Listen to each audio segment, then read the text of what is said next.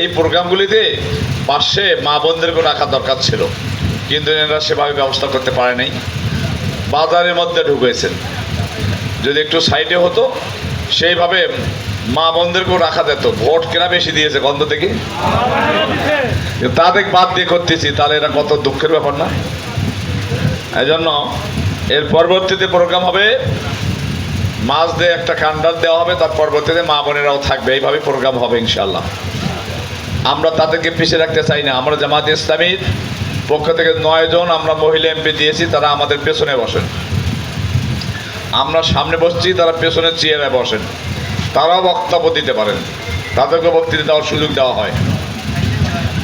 যাই হোক, সব মিলে আমি যে কথাটি আপনাদের কাছে পেশ করতে চাই, আমি কিন্তু সময় দিতে রাজি ছিলাম। আমি সময় বেঁধে নিয়েছি আসর থেকে এশা। তা আপনারা মাগরিবের মধ্যে প্রোগ্রাম শেষ করবেন, মাগরিব পর আপনারা থাকবেন না, বাজার করবেন, বাড়ি যাবেন। এই সময় যে জনগণ আছেন, মাগরিব পরে আর এত জনগণ থাকবে না। এই জন্য যারা আছেন তাদেরকে সংক্ষেপে কয়েকটি কথা আমি পেশ করতে চাই। প্রথম কথা হলো, আমরা দীর্ঘদিন পর এই পাশে আমরা এমপি পেয়েছি, তাই না? তার মধ্যে তো আমিও না, আমি আলাদা কোনো এমপি পেয়েছি এর আগে। এই জন্য সকলেই আমরা বঞ্চিত ছিলাম বিগত দিনে, নাকি বলেন? ওয়ার্ড ভিত্তিক দাবি উঠেছে, বাড়ি ভিত্তিক দাবি উঠেছে। এখনই রাস্তা করা লাগবে। 54 বছর কোথায় গেছিলেন? কি বলেন? 54 বছর হয় নাই, 4 মাস, আজকে 7-8 দিন হচ্ছে, তাতেই সব এত ব্যস্ত কেন? কেশরগাড়ি ইউনিয়নের সর্বপ্রথম কাজ করব 3টি। ওই যে রাস্তাঘাট বলেছেন, টেকানিয়া রাস্তা বলেছেন, ঝাপর মংলিশপুরের রাস্তা বলেছেন। ঝাপর মংলিশপুরে ওখানে যখন ব্রিজ হবে আমবাগানে, তখন ওই রাস্তা কাঁচা থাকবে না, কিন্তু ব্রিজের আগে না, ব্রিজ হওয়ার আগে ওই রাস্তা পাকা হবে না। তেমনি ইশিরঘাটের ব্রিজ হওয়ার পরেই এই রাস্তা ডাইরেক্ট রানীগঞ্জের সঙ্গে যোগ হবে, কিন্তু ব্রিজ হওয়ার আগে হবে না। হাজিরঘাটের অবস্থাও তাই। এই ইউনিয়নে 3টে ব্রিজ হবে ইনশাল্লাহ। এখন বলেন কোনটা আগে চান? কি বলেন?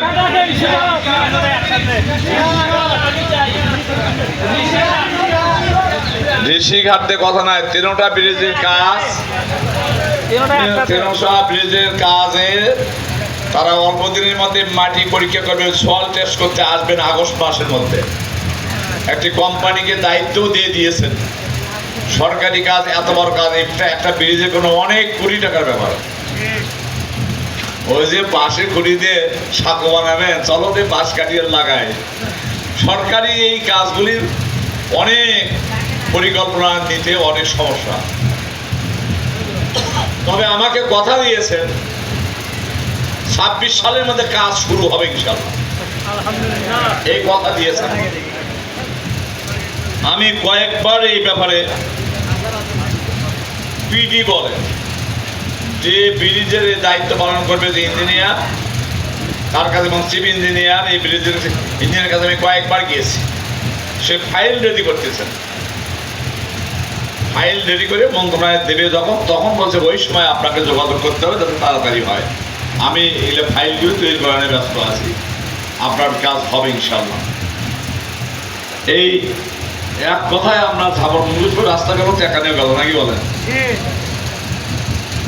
আর ছোটখাটো যে রাস্তাগুলির কথা আপনারা বলতেছেন, বিভিন্ন বিষয়গুলি, এগুলির যেগুলির রাস্তার নাম্বার হয়ে গেছে, এগুলির কাজ স্বাভাবিকভাবে হবে ইনশাল্লাহ। এগুলির তালিকা দেওয়া আছে। তারপরেও আমি চেষ্টা পাচ্ছি বিভিন্নভাবে এই কাজগুলি করার জন্য। এতদিন তো সংসদ ছিল একাধারে, সংসদ ছাড়া অন্য সময় গিয়ে এই ফাইলগুলো নিয়ে নিয়ে ঘুরতে হবে, ওরা ছাড়া কাজ তাড়াতাড়ি পাওয়া যাবে না। এরপরে একটি ওয়ার্ডে একটি করে মসজিদ অথবা কবরস্থান অথবা ঈদগাহ মাঠ দেওয়া হয়েছে 3 লাখ করে। এটা একটা ইউনিয়ন 30 লাখ টাকার আমরা একটা প্রকল্প পাঠাচ্ছি। আমার নির্বাচনী এলাকায় 6 কোটি টাকার প্রকল্প বানানো আছে, 6 কোটি। এই কাজগুলি 6 কোটি টাকার কাজ একটা ইউনিয়নে, সারা দেশে তাহলে কত কোটি? এগুলির ফাইল প্রসেস হচ্ছে, এগুলো হবে ইনশাল্লাহ। তাছাড়া রাস্তাঘাটের একটা আলাদা বিষয় আছে। আমাদের জেলায় 1400 কোটি টাকার একটা প্রকল্প হবে বলে আমরা বিশ্বাস করি। আমার নির্বাচনী এলাকায় সেই হিসেব করলে আমরা 3.25 কোটি টাকা পাবো, 350 কোটি টাকা। আমার যদি 20 ইউনিয়নের 350 কোটি টাকা আমরা পাই, তাহলে 350 কোটি টাকা হলে প্রায় সব রাস্তা হয়ে যাবে ইনশাআল্লাহ। এই জন্য আমরা 4 এমপি এটা নিয়ে ব্যস্ত আছি যে গাইবান্ধা জেলার 1400 কোটি টাকার এই প্রকল্প যাতে আমাদের হাতছাড়া না হয়। এই জন্য আপনাদের কোনো চিন্তার কারণ নেই। এই ফাঁকে ফুঁকে তো অনেক কিছু দেওয়া হচ্ছে টুকটাক। এখন সেই টুকটাক যে জিনিসটা দেওয়া হয় সামান্য, সবার কাছে তো পৌঁছার কথা না। সবার কাছে পৌঁছবি ওই জিনিসটা যেটা হলে একটা রাস্তা পাওয়া গেলে সবাই হাঁটতে পারবেন, ব্রিজ হলে সবাই হাঁটতে পারবেন। কিন্তু হঠাৎ করে 1000 কোটি টাকা একটা